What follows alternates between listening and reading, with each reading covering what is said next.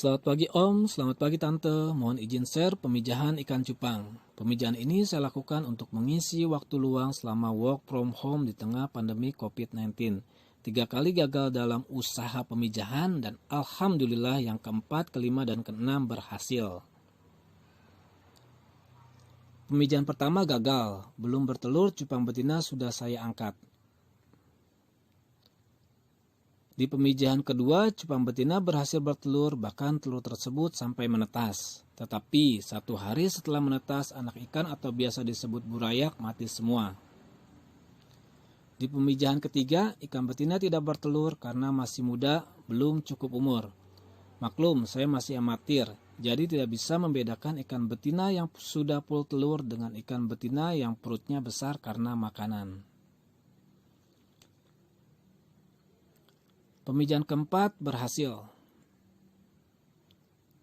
Pemijahan kelima dan keenam berhasil. Saya melakukan pemijahan di waktu yang bersamaan. Saya coba share ya.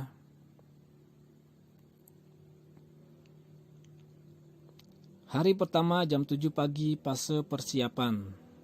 Siapkan wadah untuk tempat pemijahan. Isi wadah tersebut dengan air sumur dengan ketinggian air kira-kira 8 cm. Jika ada, tambahkan daun ketapang dan garam ikan secukupnya. Diamkan air tersebut selama 24 jam. Jika terpaksa pakai air pump, Om Tante harus mengendapkan air tersebut lebih dari 1 hari. Karena air pump terdapat zat kimianya. Simpanlah wadah pemijahan tersebut di tempat yang sunyi.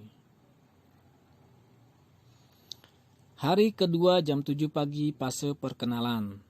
Masukkan cupang jantan terlebih dahulu supaya bisa beradaptasi dan merasa nyaman. Biasanya kalau sudah nyaman, si cupang jantan akan mengeluarkan buih.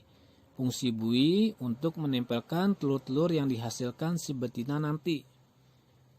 Kalau sudah beberapa jam cupang jantan tidak mengeluarkan buih, si betina boleh dimasukkan ke wadah pemijahan, tetapi harus disekat dengan gelas plastik bekas yang sudah dipotong alasnya. Biarkan mereka berkenalan. Kehadiran betina akan memicu si jantan untuk mengeluarkan buih.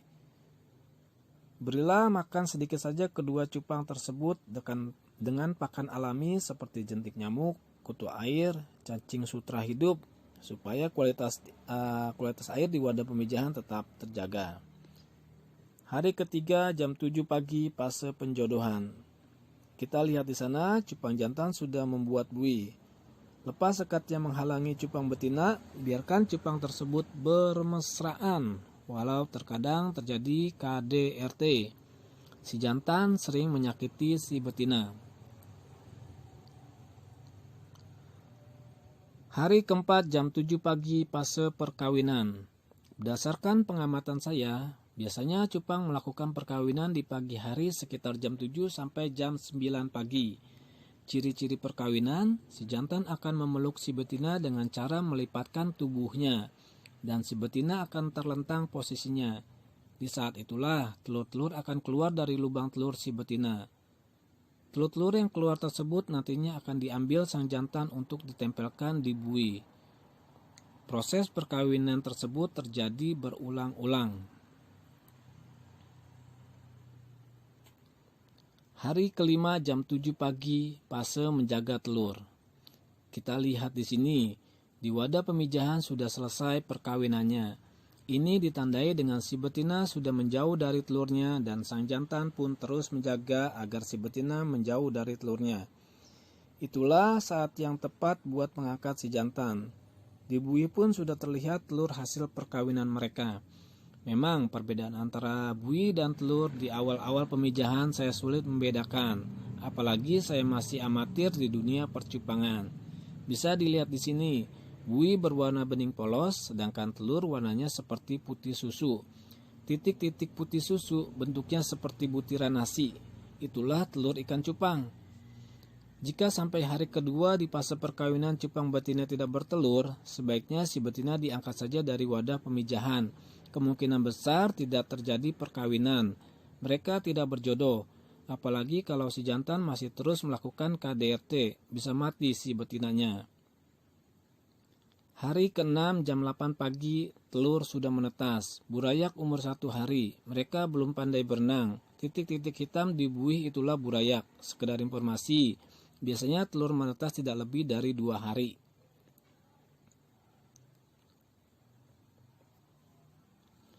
Ini burayak umur 2 hari. Sang jantan sibuk menjaga burayak. Terkadang burayak tersebut ditangkap untuk ditempelkan ke buih supaya tidak tenggelam. Ini burayak umur 3 hari, mereka mulai pandai berenang. Burayak umur 4 hari. Sudah bisa dipindahkan ke wadah pembesaran dan sudah bisa dikasih makan. Itulah tahapan yang saya lakukan dalam pemijahan ikan cupang. Kesimpulannya, sebelum melakukan pemijahan, pastikan indukan jantan dan betina dalam keadaan sehat dan siap untuk dikawinkan. Indukan sebaiknya berusia minimal 4 bulan.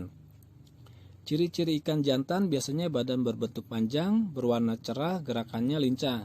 Sedangkan ciri-ciri ikan betina badan berbentuk bulat, perut agak buncit, berwarna kusam, gerakannya kurang lincah, dan ada lubang telur di bawah badannya. Menurut saya, untuk melakukan wadah pemijahan sebaiknya jangan terlalu kecil dan jangan terlalu besar. Idealnya ukuran wadah pemijahan sebesar box sepatu orang dewasa dengan dimensi 30 x 20 x 12 cm supaya kinerja sang jantan tidak terlalu berat. Ingat, sang jantan yang mengumpulkan telur-telur untuk ditempelkan ke buih, walau terkadang si betina membantu tetapi tidak signifikan. Sang jantan harus terus memproduksi buih karena setiap buih ada durasinya. Ada masa di mana buih tersebut akan pecah. Sebelum buih itu pecah, sang jantan akan memindahkan telur ke buih yang baru diproduksinya. Makanya terkadang kumpulan buih ada di sebelah kiri, beberapa jam kemudian sudah berpindah tempat ke sebelah kanan.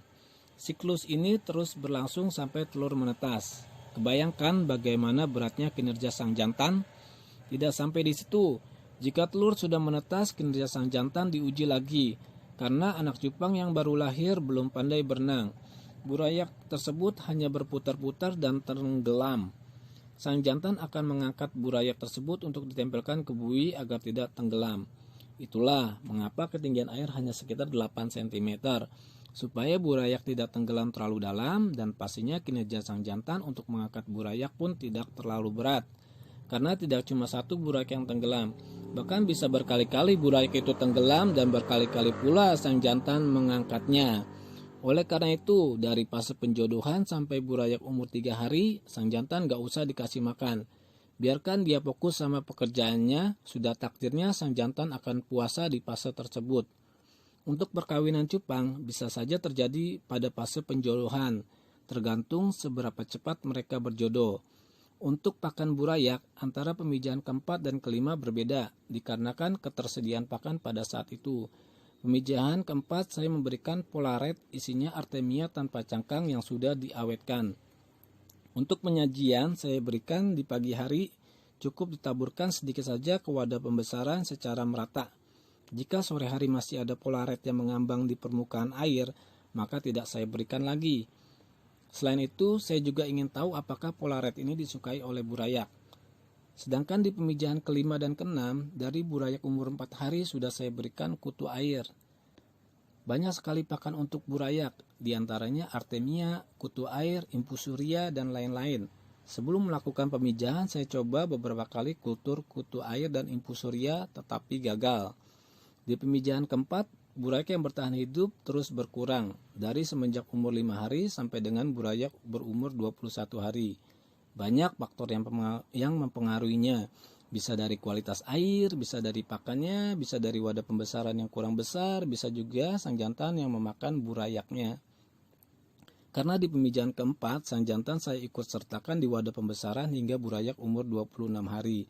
Ini burayak yang bertahan hidup dari pemijahan keempat, jumlahnya 19 ekor. Jelas terlihat tumbuh kembang burayak berbeda-beda, mungkin dipengaruhi oleh jenis kelamin atau ada faktor lain sehingga ada burayak yang besarnya 4 kali lipat. Yang pasti pertumbuhan burayak di 1 bulan pertama sangat lambat sekali. Menurut saya, untuk pemisahan sang jantan dari burayak sebaiknya dilakukan pada saat burayak umur 4 hari. Di saat itulah burayak sudah pandai berenang dan untuk meminimalisir sang jantan memakan burayak. Di wadah pemijahan kelima, pernah saya melihat burake yang paling besar memakan burake yang kecil, padahal pakan tersedia di wadah tersebut. Supaya nyamuk tidak bertelur, sebaiknya tutup wadah pembesaran dengan kain kasa nyamuk. Tetapi jika sang jantan masih di wadah pembesaran, nggak perlu ditutup. Semua yang saya share ini adalah pengalaman saya dalam melakukan pemijahan. Pastinya banyak sekali kekurangannya. Maklum, saya melakukan ini untuk mengisi waktu luang selama work from home. Hingga saat ini sudah 7 kali saya melakukan pemijahan. Video ini saya ambil dari pemijahan pertama hingga pemijahan ke-7.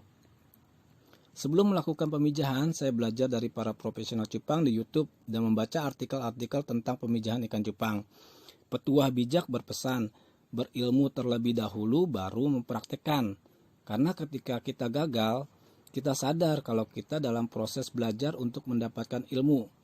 Ketika Anda berhasil tanpa berilmu, kemungkinan itu hanya keberuntungan saja. Karena segala sesuatu pasti ada ilmunya. Semoga video ini bermanfaat buat Om dan Tante.